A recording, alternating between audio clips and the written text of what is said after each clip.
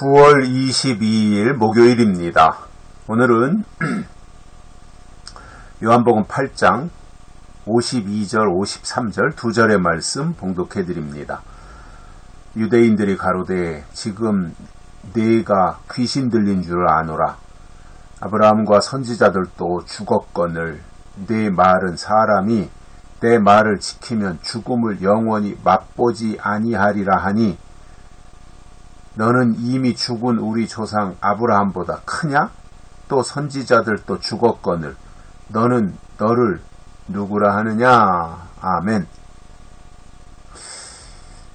예수님이 죽음을 영원히 보지 아니하리라 이렇게 어제 51절에서 가장 중요하고 핵심적인 말씀을 하셨는데 유대인들은 그 말에 걸린 거예요. 그러니까 유대인들을 보면 예수님 오셨을 때 유대인들을 보면 쉬운 말은 알아듣는데 어려운 말은 못 알아들어요. 무슨 얘기예요? 수준이 낮다 말입니다. 어린아이다 말입니다. 이게 단단한 식물까지 소화시키고 어려운 내용까지도 걷더니 깨달을 수 있는 능력을 가져야 되는데 그러한 정도가 아직 안 되는 거예요. 그러니까 예수님이 아주 중요한 본질적인 이야기를 하신 거잖아요. 죽음을 영원히 보지 아니하리라. 누가 이렇게 된다 그랬어요?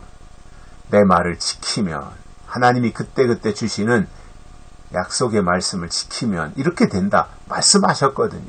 근데 그것에 그렇게 예수님이 말씀하셨으면 아멘 하고 그렇게 믿으면 되는데 거기에 걸려 자빠지는 거죠. 그러면서 이제 시비를 거는 겁니다. 귀신 들렸다 이겁니다. 예수님. 귀신 들린 게 확실하다. 앞에서도 귀신 들렸다고 하더니 여기서도 또 귀신 들린 게 확실하다. 왜냐하면 아브라함도 죽었고 선지자들도 다 죽지 않았느냐. 그런데 너는 내 말을 지키면 죽음을 영원히 맛보지 아니하리라고 말하고 있다 이겁니다. 죄송합니다. 그러니 진리를 말하는 예수님 옆에서 감히 유대인이 꼬투리 잡는 거예요.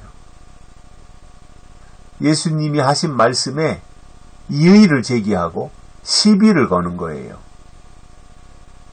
이것은 그들 스스로가 어리석음을 나타내는 거지요. 무지하다는 것을 보여주는 겁니다. 증명하는 것입니다. 그 예수님이 말씀하신 것은 그 자체가 진리잖아요. 예수님이 주신 말씀을 지키면 죽음을 영원히 보지 않는다. 이게 진리잖아요. 진리는 그대로 이루어지는 거잖아요. 그런데 거기에 시비를 거는 거예요. 말꼬리를 잡는 거지요. 그러면서 이렇게 말합니다. 너는 이미 죽은 우리 조상 아브라함보다 크냐? 당연히 크죠. 예수님이 그것도 몰랐단 말이에요. 아브라함보다 예수님이 크고 선지자들보다 예수님이 크잖아요. 왜냐? 예수님은 하나님이신데 하나님이 사람의 몸을 입고 이 땅에 오신 인카네이션 하신 그 하나님이시잖아요. 그런데 아직도 유대인들은 예수님이 누군지 모르는 거예요. 그러니까 기껏 물어본다고 하는 것이 아브라함보다 네가 크냐? 선지자들보다 네가 크냐?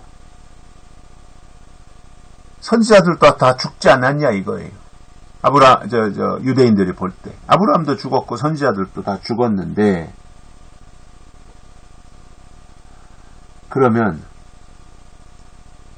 당신은 죽지 않는다고 말을 하니 그러면 아브라함보다도 크고 당신이 선지자들보다도 크다는 말이냐 이거예요. 선지자들도 다 죽지 않았느냐? 아브라함도 죽지 않았느냐?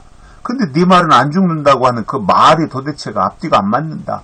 성립이 되려면 누군가 안 죽은 사람이 있어야 되는데 다 죽지 않았느냐? 이렇게 예수님한테 지금 단단히 말꼬리 잡고 물고 늘어지는 거예요. 그러면서 너는 너를 누구라 하느냐? 그러니까 예수님의 실체를 아직 유대인들은 모르는 거예요. 너는 너를 누구라 하느냐? 그러니까 이게 그때 당시에 이제 유대인들은 예수님보다는 여호와 하나님을 더 크게 생각하고 하나님께 충실하기 위하여 하나님이 보내신 예수님을 하나님이 보내셨다고 보지 않았기 때문에 반역자로 생각을 하고 예수님을 처단하는 거잖아요. 그러니까 하나님은 아는데 예수님은 모르는 것이 유대인들이었어요.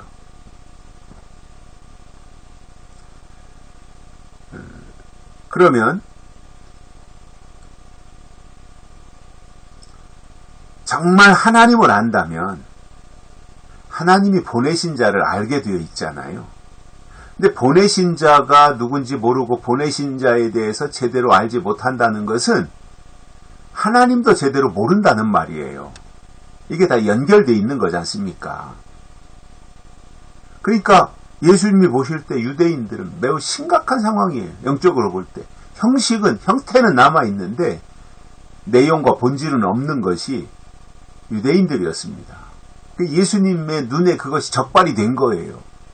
그래서 예수님이 그들을 깨우치기 위해서 말씀하시는데 그들은 진리에 대해서 귀를 닫고 있고 예수님이 말씀하시는 것에 대해서 오해만 하고 있었던 거예요. 왜냐하면 왜 그렇게 오해할 수밖에 없냐면 예수님에 대한 지식이 없었던 거예요. 성경에는 말씀을 해놓고 있는데 그들이 성경대로 믿지 않은 거지요. 그러다 보니까 그 진리 앞에서 예수님 앞에서 다시 말하면 하나님 앞에서 하나님을 믿지 않은 것과 똑같은 겁니다. 하나님을 말하면서 하나님을 안 믿어요. 예수님을 안 믿은 건 그렇다 치더라도 하나님을 말하면서 하나님을 안 믿었던 이 유대인들의 실상이 얼마나 초라해 보이냐 말이에요. 그래도 하나님의 사람, 하나님이 택한 민족이라면 겉모습은 남루하고 겉으로 보이는 면은 초라하더라도 그 내면, 영적인 부분에 있어서는 거인같이 돼야 되잖아요. 그런데 너무나 초라한 거예요. 겉모습이 초라한 거야 상관없지만 내용에 들어가서 보니까 너무나 볼품없고 초라한 거예요. 유대인들이. 그럼 예수님이 그런 사람들을 쓰시겠습니까? 하나님이 그 유대인 것 같이 그 볼품없고 초라하고 쓸데없는 그러한 사람들을 하나님이 데려다가 쓰실 이유가 뭐냐는 거지요. 그러니까 이들이 예수님이 누구신지도 모르고 너는 너를 누구라 하느냐 이렇게 오히려 물어보는 거예요. 너는 너를 누구라 하느냐.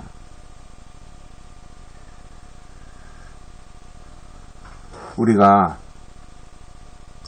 하나님을 믿는다면 하나님을 믿는다고 하는 것은 믿습니다. 이게 하나님을 믿는 것이 아니라 하나님을 아는 지식을 가지는 것이 하나님을 믿는다는 거예요.